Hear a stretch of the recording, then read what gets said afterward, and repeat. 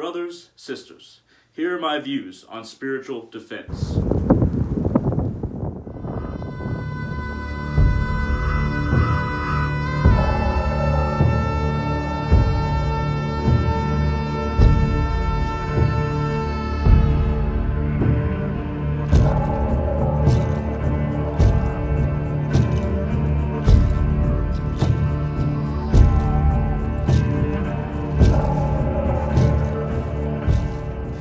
Spiritual defense can be anything from just a vague working with your spirits and gods and trying to secure a relationship that provides protection for you and your loved ones.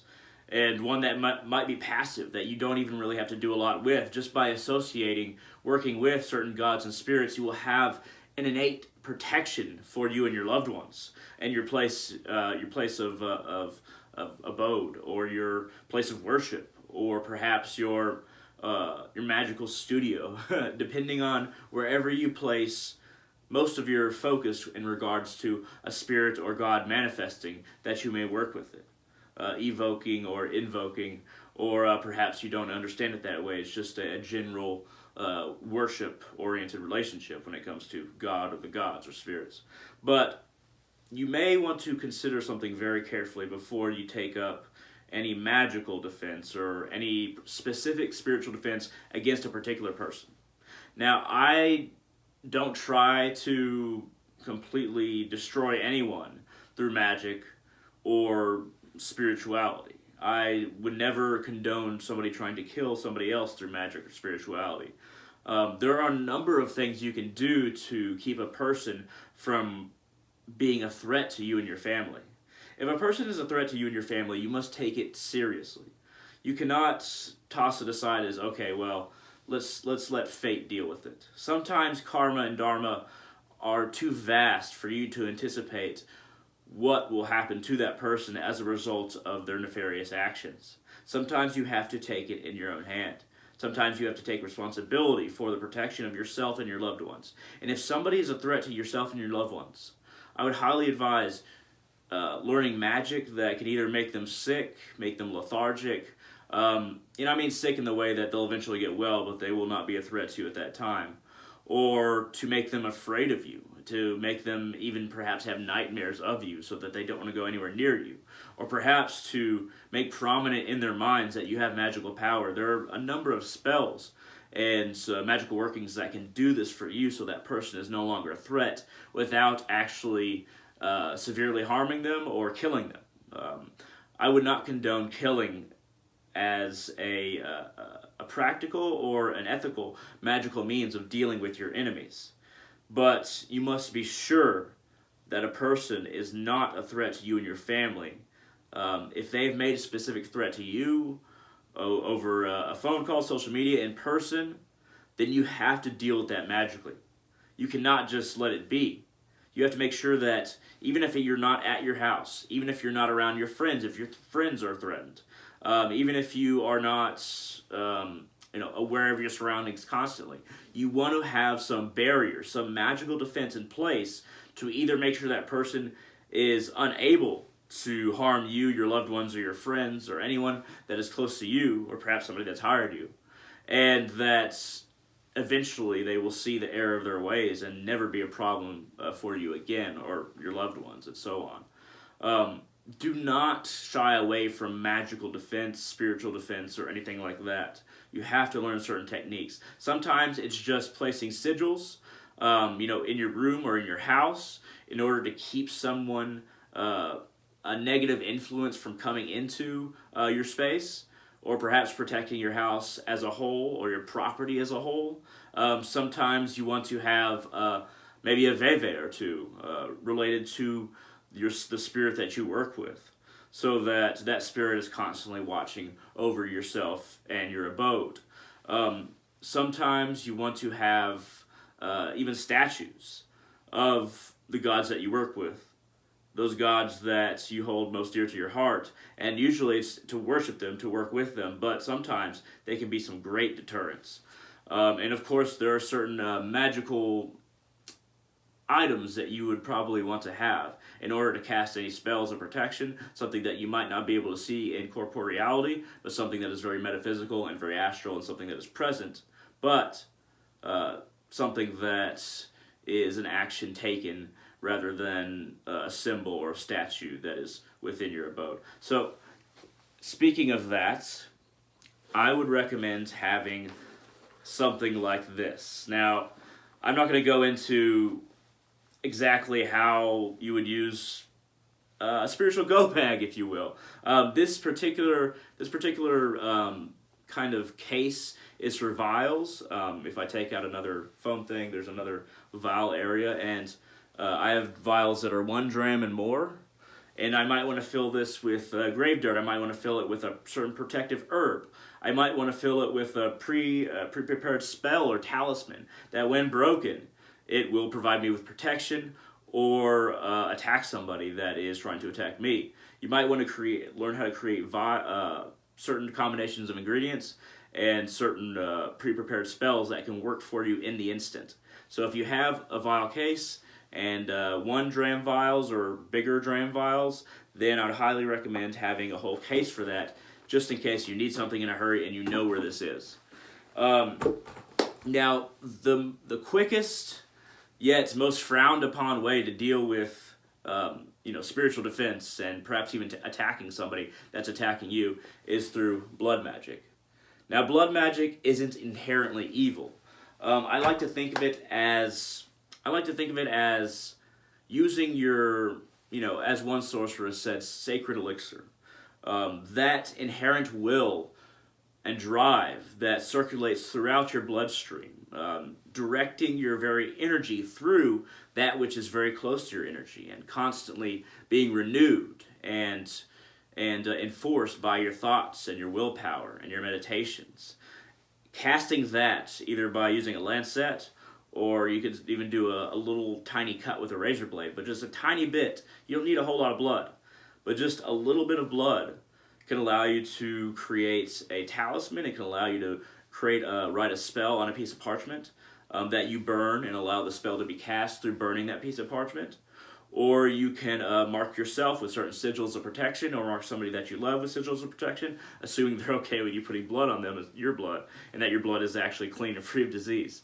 Or even putting sigils around your house with the small amount of blood that you basically get from your sacred elixir, which is constantly circulating and renewing itself and becoming more one with your personal energy. Casting your personal energy is very potent. Now, you don't want to go to the nuclear option. The nuclear option is, when I say nuclear option, I'm talking about dealing with spirits or demons that are so destructive that if you do not give them a target, they will not go after anything. They'll just come after you. So these are very attack-oriented demons that I would highly recommend never dealing with. I've never dealt with this particular book or these particular beings because they are so volatile and chaotic.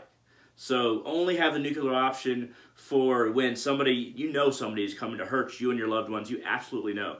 Like, there's no doubt in your mind. First of all, I'd recommend calling the police, contacting authorities, but if that's not fast enough, if it's not probable where you're at the time, if you feel like even a wild animal is coming after you and they won't be able to get you in time, something very extreme, then have the nuclear option. Have a tome where you can contact certain beings and have the items prepared to where you can do that spell immediately, or you can do that defense immediately, and have everything prepped with a book, a tome that involves something like a nuclear option, I would call.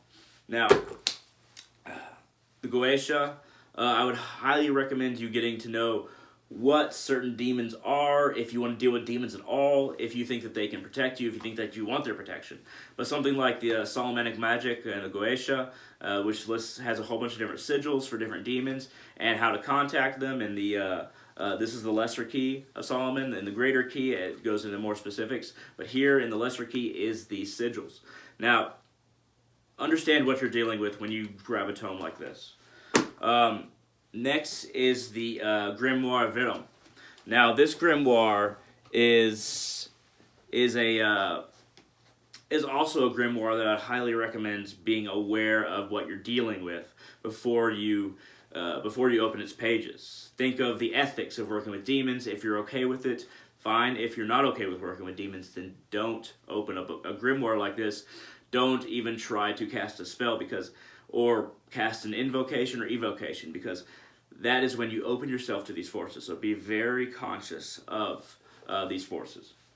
And finally, a couple things that I'd like to talk about is a crystal wand is something that should never be undervalued. Crystal wand is crystal itself. If you hold it in your hands, it will cycle your energy. It will purify your energy and allow it to go back into yourself in a pure state than when it went into the wand, when it went into the crystal. So I always like having crystal objects, but a crystal wand is especially for directing your energy through it. You can call it prana, what have you. Directing your willpower, your energy, your prana through it, and then casting it in a particular direction at a particular person, maybe, if you want to carry this with you, or to a particular deed. And what it does is your energy is also enhanced, not only purified by a crystal wand, and then it is cast out with pure intention, an intention that you were set on, and one that, if you know how to deal with your energy, that will always strike true with a crystal wand, in my opinion. Now, the last thing that I want to talk about in regards to my views on spiritual defense is it's always good to have a crystal pyramid of some kind. When you're casting a spell that you want to draw some energy out of a person and into yourself, so that person is kind of depleted, they don't want to come after you, or if this is a long-term thing, if you believe that this person is going to constantly harass you, you want to take a little bit of their energy so that they're not as energetic in pursuing you and bothering you and being a problem for you or your loved ones, or perhaps even your client. But having a crystal pyramid, when you burn a candle on the other side of a crystal pyramid, and you picture that person in the candle, you can place your fingers on a prismatic pyramid. And this one is Amlong Crystal Pyramid, I believe. Yes. Amlong Crystal Pyramid, one that is, every time I hold it, it's just amazing. The way that it feels, the way that it cycles my energy, the way that I can feel its effect.